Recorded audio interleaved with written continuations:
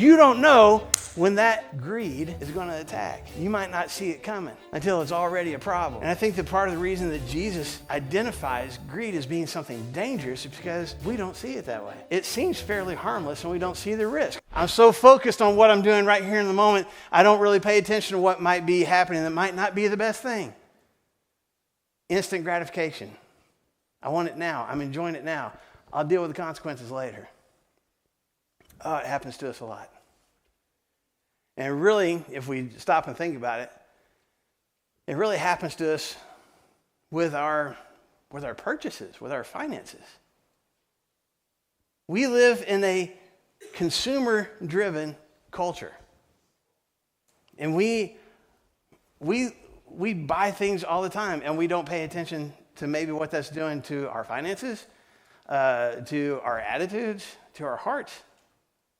So, what we're going to start talking about today and for the next few weeks is how often we add things to our cart. How often it's so easy now, right? With the click of a button, with just a tap with my finger on my phone, I can get all sorts of stuff. And I don't even have to go shop for it. It'll show up at my front door if I wanted to. Or how often do we push our cart down the aisles of the store? And you guys know there's a whole bunch of people here that work for retailers or work for businesses whose products are sold in retail stores. You know how important it is to have your products on certain shelves so that people see it. And those, the end caps, right? The things that are out in the aisle that you didn't even think that you wanted when you showed up at the store, but then you see, you're like, I need that. And you're just driving your cart and you're adding more and more things to it that you didn't even plan on in the first place. By the way, I'm not being critical of all that. I'm just saying this is what we do. This is the culture that we live in. We are consistently adding things to our cart. And we've had this transformational shift over the last several years, especially after we got through COVID, especially when we realized how easy it could be for us to just, scroll and click and consume more and more stuff and accumulate more and more stuff, which underscores a significant truth about our culture. We like our stuff. We like having things. And matter of fact, a lot of us like having more things. And even if we have some things, we probably need an extra one of those things in case this one breaks down or in case we lose it. We like stuff and we want it and we crave it and we want more of it. And we find ourselves feeding that craving, feeding that desire without paying a whole lot of attention to any of the consequences. It's right here in front of me. And I want it right now. It looks good and I want it, and I'm just going to go ahead and grab a hold of it. And I'm going to add it to my cart. I'll pay attention to the consequences later, if there are any.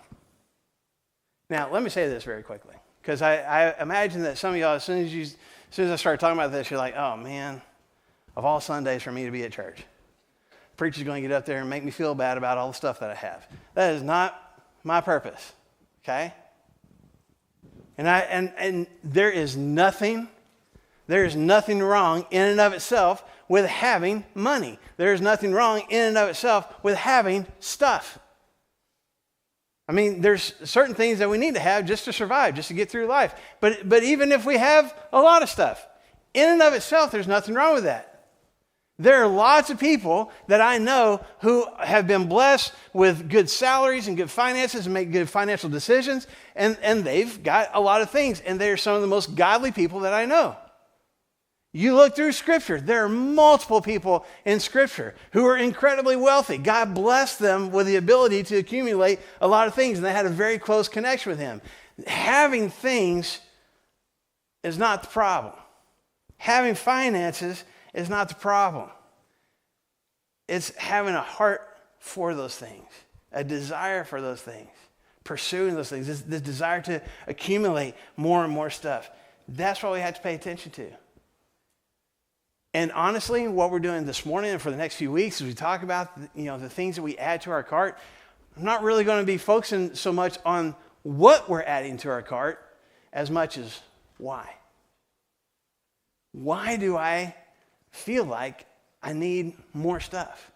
Why do I feel like I need to spend on this purchase that, go on that trip, accumulate those things. What's the reason behind it? Because that is the bigger issue. The money, the stuff, those things are neutral. Why do I feel like I got to have those things?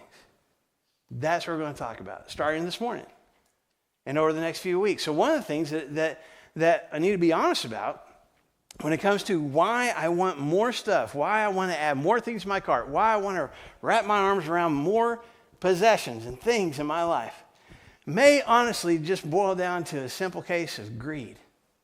I'm just feeding my greed. And that's what, honestly, that's what greed is. It's just a strong desire for more.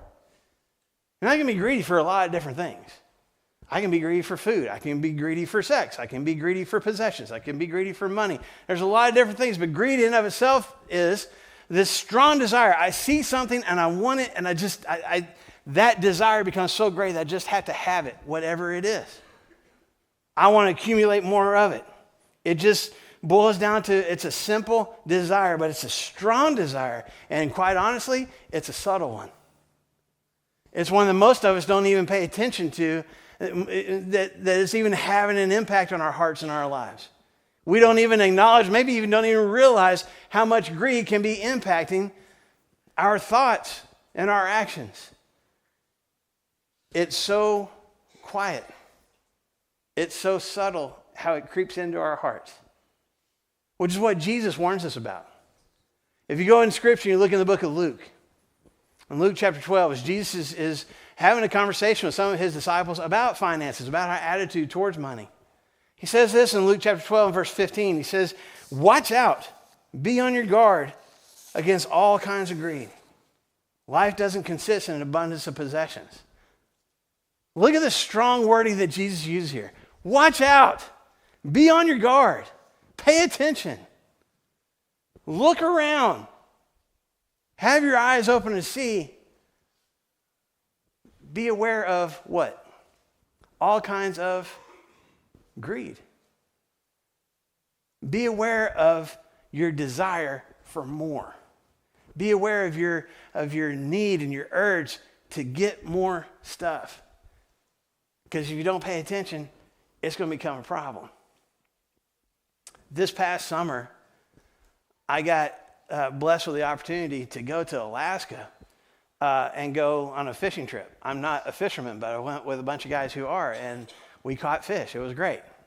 But on one of the days we were there when we weren't fishing, we went on a hike to a waterfall to watch the salmon go upstream up this waterfall. And when we get out of the vehicle to start walking down this trail, the park ranger was like, "Hey, y'all need to be aware.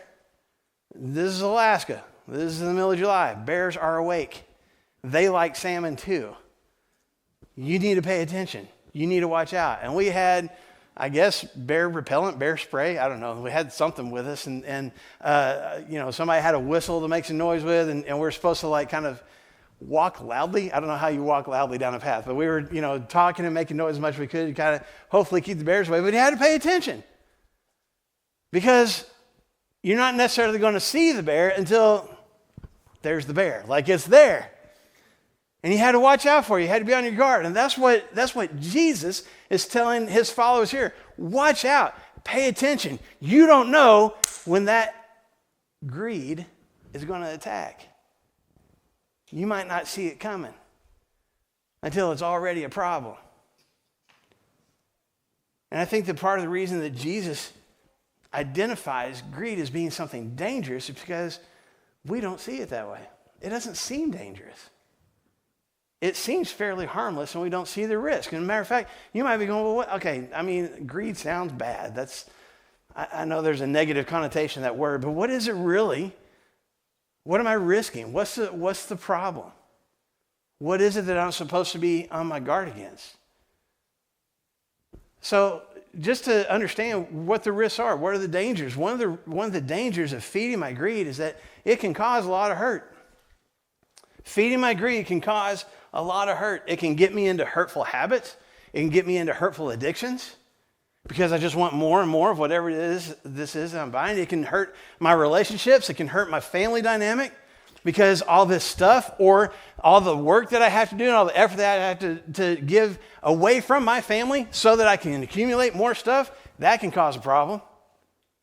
It can cause a problem between me and my spouse. Our ability to communicate, our ability to connect with each other can be impacted by my desire, my greater desire for more things instead of my spouse. There's a lot of things that can, a lot of relationships that can be hurt, a lot of damage that can be done because I'm pursuing and have this desire for more things. Paul says in 1 Timothy chapter 6 and verse 10, the love of money is the root of all kinds of evil. Some people, eager for money, wanting more stuff, have wandered from the faith and pierced themselves with many griefs. They've pierced themselves, they hurt themselves with what? A desire for more.